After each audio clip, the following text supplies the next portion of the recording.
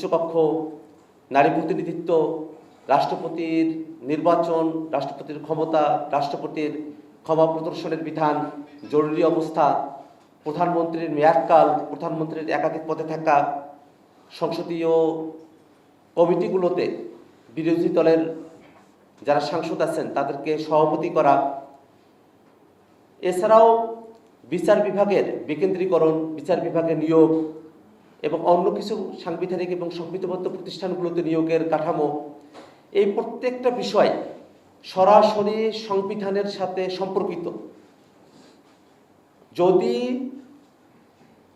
যেভাবে জুলাই সনদের অঙ্গীকারনামার মধ্যে বলা হয়েছে তাতে করে দেখা যায় যে এই প্রত্যেকটা বিষয়কে পরবর্তী সংসদের হাতে ছেড়ে দেওয়ার একটা প্রবণতা খেয়াল করা যাচ্ছে এবং এর মধ্য দিয়ে আমরা যে সংস্কার প্রস্তাবনাগুলোর ব্যাপারে একমত হয়েছি সেগুলো আসলে টেকসইভাবে বাস্তবায়ন করা সম্ভবপর হবে না।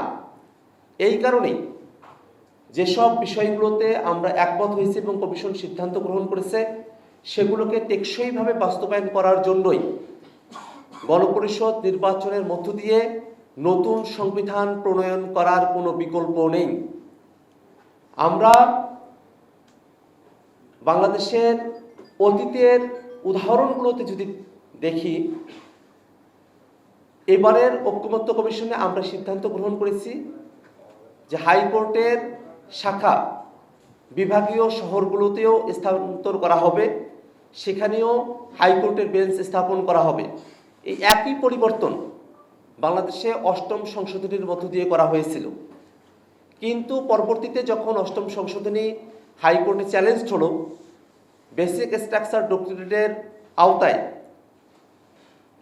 হাইকোর্টের শাখাগুলোকে ঢাকা শহরের বাইরে বিভাগীয় বা অন্য কোনো শহরে স্থাপন করাকে ইউনিটারি স্টেটের কনসেপ্টের সঙ্গে সাংঘর্ষিক বলে সেই সিদ্ধান্ত এবং সংবিধানের এই সংশোধনীকে কোর্ট কিন্তু অবৈধ ঘোষণা করেছে।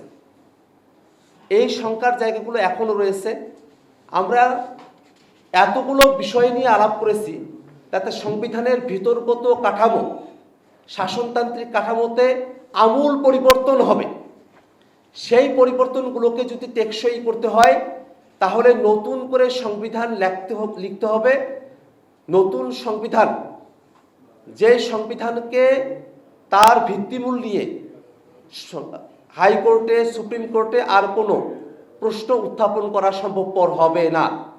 কিন্তু যদি এখানে যেভাবে অঙ্গীকারের কথা বলা হয়েছে 2 নম্বর পয়েন্টে, যে সংশোধনীগুলোর ব্যাপারে বলা হলো, যে প্রস্তাবনাগুলোর ব্যাপারে বলা হলো, সেগুলো সংবিধানের উপরে প্রাধান্য পাবে, কিন্তু বাস্তবতা হলো যেটা মূল সংবিধান, শুধু মূল সংবিধানকেই কোর্টে কোশ্চেন করা যায় না।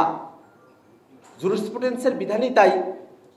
মূল সংবিধান ব্যতি রেখে যত সংশোধনী নিয়ে আসা হোক, যত প্রস্তাবনা নিয়ে আসা হোক, সেগুলোকে হাইকোর্টে চ্যালেঞ্জ করা যায়, সুপ্রিম কোর্টে সেটার ব্যাপারে ব্যাখ্যা চাওয়া যায় এবং সুপ্রিম কোর্ট সে ব্যাখ্যাগুলো দিতে পারে। তো এই সম্ভাবনার জায়গাটা এখনও রয়ে গেছে। তাতে করে যদিও অঙ্গীকার করা হয়, সেটা জুরিসপ্রুডেন্সের যে নীতি সেটার সঙ্গে সংগতিপূর্ণ হয় না। এ কারণেই জুলাই সনদের কার্যকারিতাকে যদি নিশ্চিত করতে হয়, এলএফও করতে হবে।